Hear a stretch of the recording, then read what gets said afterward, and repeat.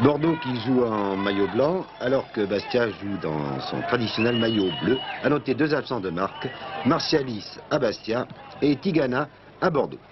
Dès le début de la rencontre, les Bordelais imposent leur technique, notamment grâce à leur milieu de terrain.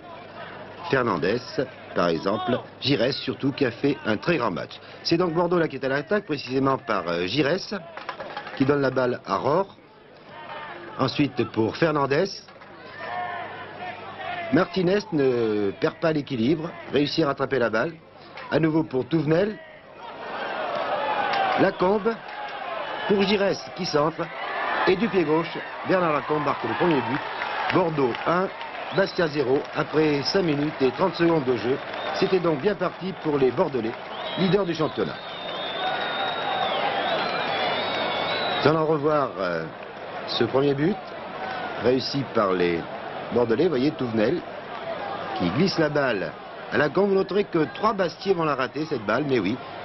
Orlanducci court après ce magnifique relais de Lacombe pour essayer de contrer Giresse. Il n'y parvient pas. Et Lacombe qui s'est bien replacé du pied gauche alors que Iar était sorti. Prend toute la défense à contre-pied. Bordeaux 1, Bastia 0.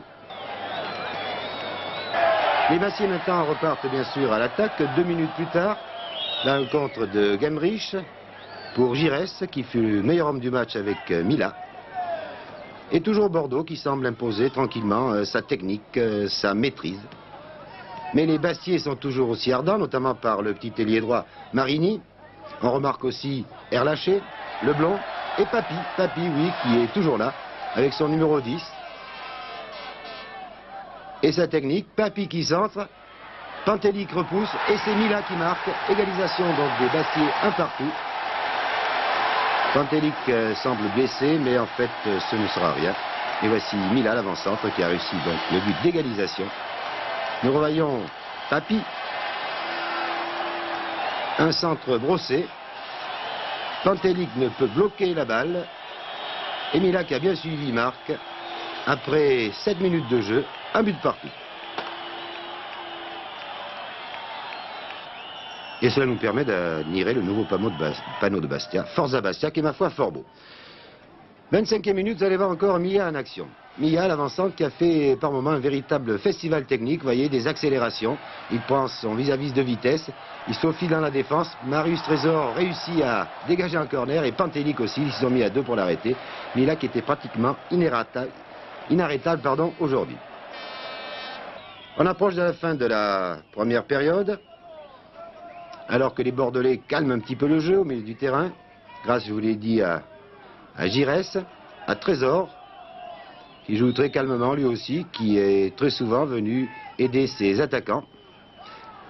Mais là, un contre des Bastiais. Alors, vous voyez encore Mila en action, face à Trésor. On pense que Mila va passer, il monte sur la balle, il la laisse à Papy, et Papy de 20 mètres marque un très beau but. Pantelic touche la balle, mais elle va tout de même au fond des filets, et Bastia mène par 2-1. À 2 minutes de la fin de la première période. On s'embrasse, bien entendu.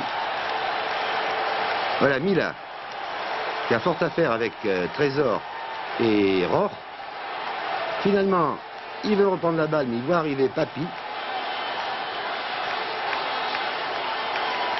Il laisse la balle à Papy, qui, tranquillement, va ajuster son tir des 20 mètres. Après une feinte de tir qui a trompé Trésor. Et Pantelic est surpris. Il s'est un peu trop avancé à le gardien yougoslave.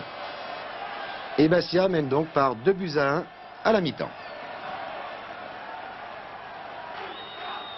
Et les supporters bastiais, bien sûr, sont très contents car leur équipe mène 2-1 face à Bordeaux qui, rappelons-le, enfin Pierre Cajoni vous l'avez dit, est la seule équipe invaincue de ce championnat. À nouveau les Corses à l'attaque.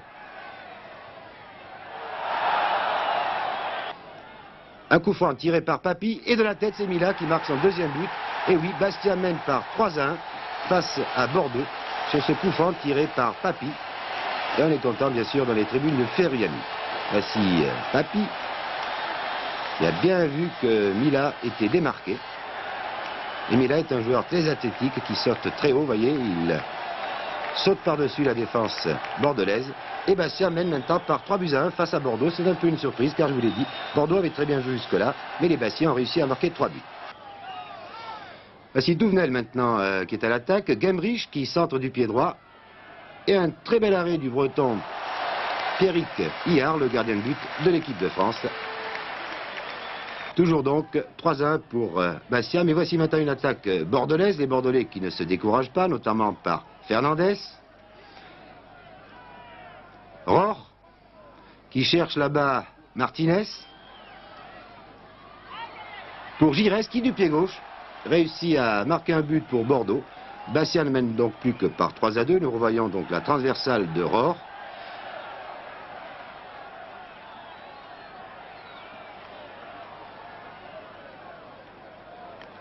Ensuite, la passe de Martinez.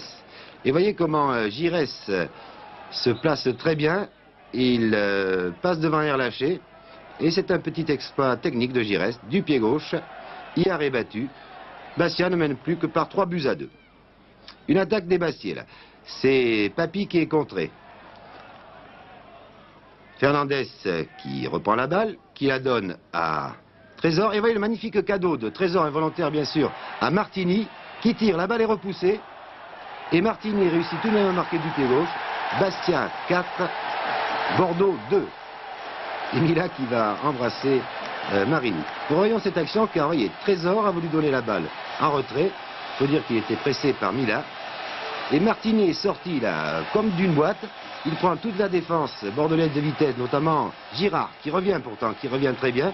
Pantelic est bien sorti, il a bouché comme on dit l'angle de tir. Il repousse la balle. Girard tombe. Et de l'extrême bout du pied, eh bien Marini marque. Bastia 4, Bordeaux 2. Alors on se dit c'est un festival bastiais peut-être qui s'annonce. 4-2 face à Bordeaux, à une équipe aussi solide que l'équipe de Bordeaux. C'est déjà un exploit, d'autant plus que Bastia continue à jouer tranquillement, mais un peu trop tranquillement. Voyez Landucci, il veut donner la balle à Papy. Et c'est Gemrich qui intercepte, qui a vu Giresse encore lui. Et Giresse marque son deuxième but. Bastia ne mène plus que par 4-3 et les Bastiais, pour avoir lui un peu gagné du temps, pour avoir un peu trop tergiversé, eh bien, viennent de prendre un contre. Gemrich qui a très bien vu Giresse qui s'est faufilé dans la défense bastiaise, qui bat Hillard. C'était la 30e minute en deuxième période. Voici maintenant une touche de Douvenel. Bastia ne mène plus que par 4-3, un relais de Lacombe. Et toujours Giresse qui donne la balle à Gemrich, qui marque 4 buts partout. Alors nous allons revoir ralenti cette action, toute cette action, car les Bastiais ont cru que Gemrich était hors jeu. Voici la touche de Douvenel. Vous allez voir comment Lacombe, de l'extérieur du pied, glisse très bien la balle à Giresse, Alain Giresse qui a été le meilleur joueur sur le terrain. Alain Giresse, un petit crochet, un deuxième. Alors regardez bien Gemrich, là, Gemrich qui s'avance, évidemment nous ne savons pas trop ce qui se passe du côté droit. Orlanducci lève la main pour signaler un hors-jeu, mais l'arbitre, M. Conrad, accorde le but, donc Bastia et Bordeaux font match nul 4-4.